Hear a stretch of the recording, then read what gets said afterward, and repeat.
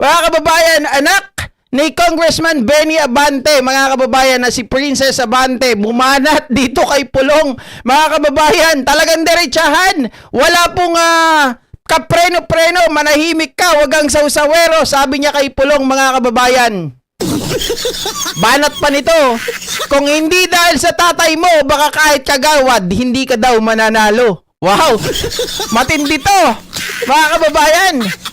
Bakit? Ano ba ang issue tungkol dito sa usapin, mga ka-GPnatics? Nagsalita po kasi etong si Congressman Benny Abante na sa kanya, sabi niya ganon. In a way, alam na po ni Vice President Sara that I will not be supporting her for the presidency. Sabi niya ganon. Mga kababayan, ang sagot naman ni Pulong, when you say you will not support Sara Duterte for president, the honest question is, kanino ba talaga mahalaga ang suporta mo? Sa mga botante ng Maynila na matagal ka nang hindi pinili o sa ilang tao sa loob ng Kongreso?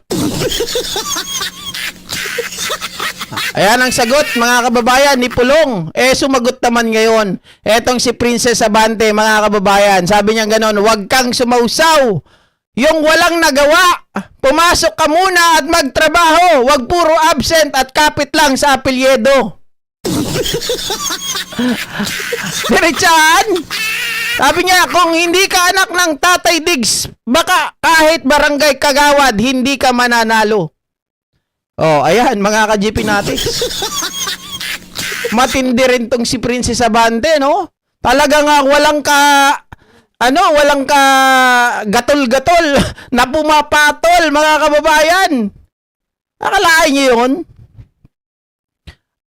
Hindi na po siya spokes ng House of Representatives. Simula po nung itong si House Speaker Romualdez ay bumaba sa pwesto, wala na rin po. Sabi ni Jennifer Ramirez, dami ko nang nainom, nagluta, hindi pa rin ako. Ita pa rin ako. Siguro kasi pinaglihingin akong nga ng matatanda. Uy, hindi totoo yan, guys. Oo. Dapat lang kasi bastos naman si Pulong, 51 billion. Sabi ni Marco Mireleno, Sir, crush na kita. Talaga ba?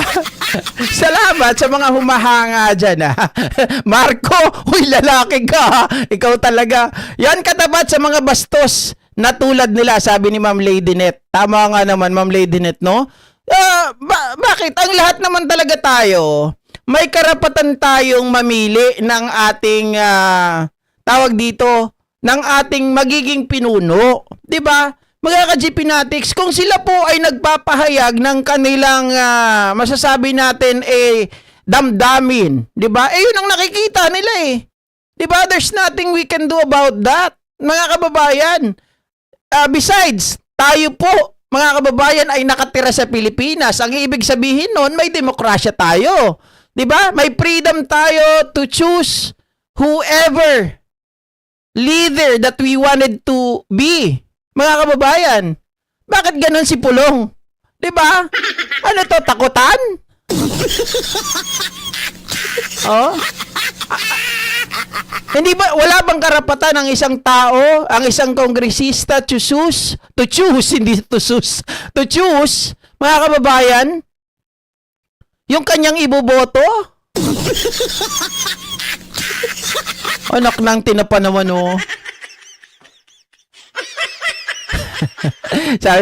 Sir Danny Taling, Sir GP, how young are you? Huwag na natin pag-usapan yung edad. Huwag na natin pag-usapan yung edad. Dapat no work, no pay. Ilagay mo sa isipan yan, Sir Pulong. Kaya nga mga kababayan, di ba? Basag siya dito kay Princess Abante. Bakit kanyo, mga kababayan? Huwag kang sumausaw. Huwag mo na sumausaw yung walang mga nagawa. kasi di ba, itong si Benny Abante, kumbaga, binabanatan ni Pulong na kesyo, mga kababayan. Kanino ka ba talaga? Doon sa mga constituents mo na hindi ka naman binoto o doon sa mga kasama mo sa Congress? Yun ang gusto niya sabihin. Magkano ba ang bayad? Mga kababayan, ang sagot naman sa kanya ni Princess Abante, wag munang sumausaw ang walang nagawa. 'Di ba? Wag daw sumausaw ang walang magawa. Pumasok ka muna. Oh. Mga ka-G Fanatics, at magtrabaho, wag puro absent at kapit lang sa apelyido. Alam kasi ng mga alam kasi ng mga kababayan natin. Alam nila yung trabaho ng mga Duterte. Nung naglabas lang si Congressman Sandro Marcos ng resolusyon niya, saka lang nagsipasok tong 4 na Duterte na to eh. Diba? 4 yan sila na Duterte doon, mga kababayan. Si Pulong, yung tsuhin niya, si Omar, sino pa ba yung isa? 4 yan, basta 4 yung mga Duterte na yan. Oh. Diba, mga ka-G Fanatics? Mga walang silbi. Oh. Di naman daw mukhang princess. Ikaw talaga, Argo, napakasama na ugali mo. Napakasama na ugali mo, no? Hindi mo kang princess. Ikaw naman yung pangalan nga eh. 'Di ba? Kahit doon man lang gawing princess. Kung binangalanan siya ng nanay, magulang niya ng princess, ano magagawa mo doon, Argo? 'Di ba? Sir GP, sabi ng kilala kong isang vlogger nagpa-psychiatrist daw doon si Sarah. Talaga. Nagpa-psychiatrist. May tama na. Tapang-tapangan lang yan si Pulong, ubod ng duwag yan, kaya sobrang dakdak, sabi ni Sir Dodi. Oh. Buti pa si Karton, laging nasa loob. Kawargo ha, napakabad mo ha. Tinitingnan mo lang yung muka. 'Di ba? Pati hindi mo binabanatan si Pulong, 'di ba? Si Pulong nga mga kababayan, 'di ba? Si Pulong. Matino, 'di ba? Laging top scorer. Laging present. Kaya lang iba yung present niya, ibang lugar. Doon sa Patay Sindi. 'Di ba? Sarap ng buhay ng mga Duterte, nasahod ng di napasok. Pare-pares naman sila from tatay hanggang doon sa mga anak. 'Di ba? Nagsimula yan kay Digong eh. Sabi ko nga sa inyo, ulit-ulitin ko. Nung kami ay nagpupunta sa House of Representative, marami nagkukwento doon. Mga kababayan, gawain daw ni Digong. Magta-time in, mga ka-G Fanatics, pag nag-time in, hindi yan sasama sa mga plenaryo, sa mga debate, wala. Hindi yan sasama kahit doon sa mga pagdinig, sa mga committee hearings, hindi rin yan sasama. Pupunta lang yan sa kantin pagkatapos mag-time in. Nasa kantin na siya, kakain, mga kababayan, manonood ng TV. Okay, pag binatayan siya doon ng TV, pupunta yan ng SM. Oo, ganun ang gagawin. Sabi ni Ma'am Gina, si Sarah nga, Princess Fiona, pero kamukha ni Shrek. So, sabi ni Ma'am Joan Bermudez, yung anak nga ni Pulong mukhang sinto-sinto.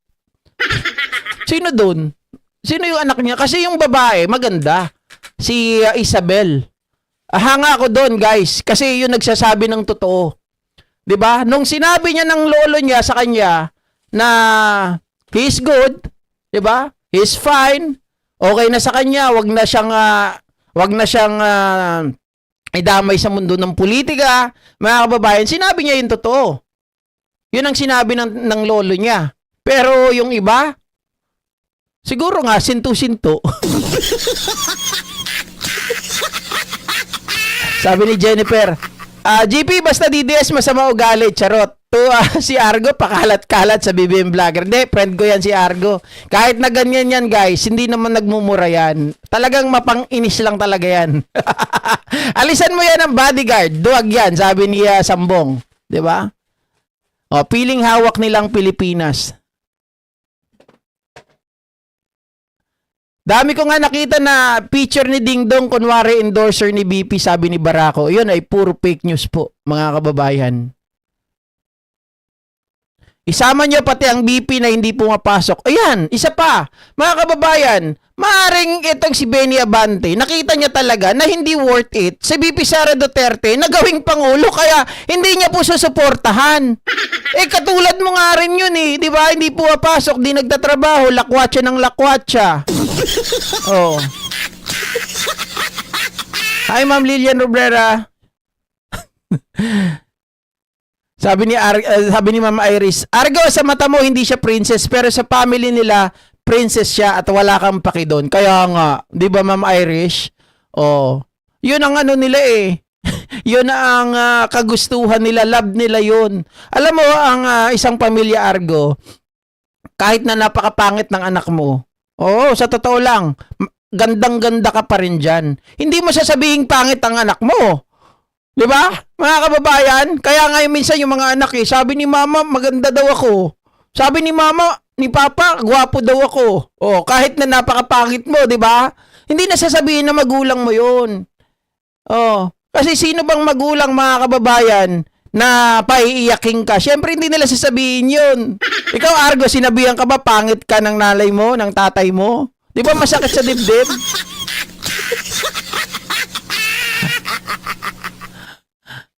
'Di ba? 'Yun ang totohanan niyan, Argo, kaya wag mo nang ipilit. Kaya wag mo nang tawag dito. Wag mo nang awayin si Princess. Kung Princess ang tawag sa kanya ng kanyang magulang, mga kababayan, bahala na sila doon, 'di ba? Sila naman yung pamilya Kung ikaw hindi ka binigyan ng prince or princess Argo na pangalan, ayaw sa'yo.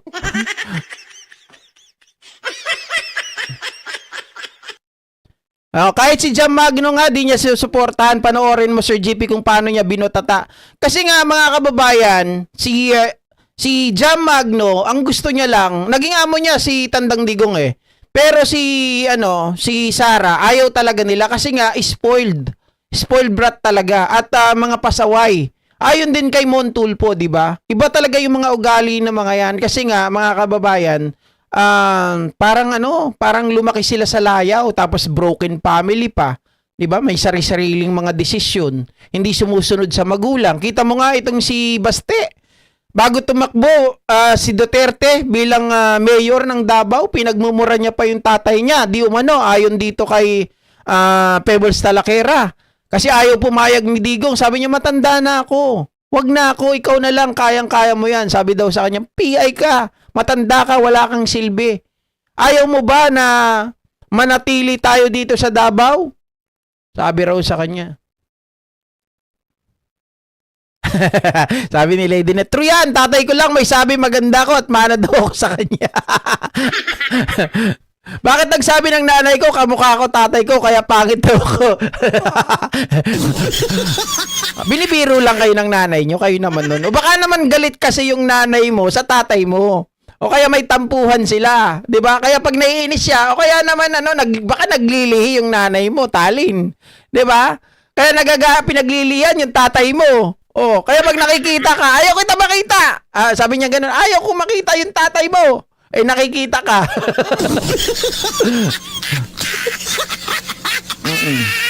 Ay, malaki babayad sa akin, Bergie Piquero, ng Addictus Government. Sino yun?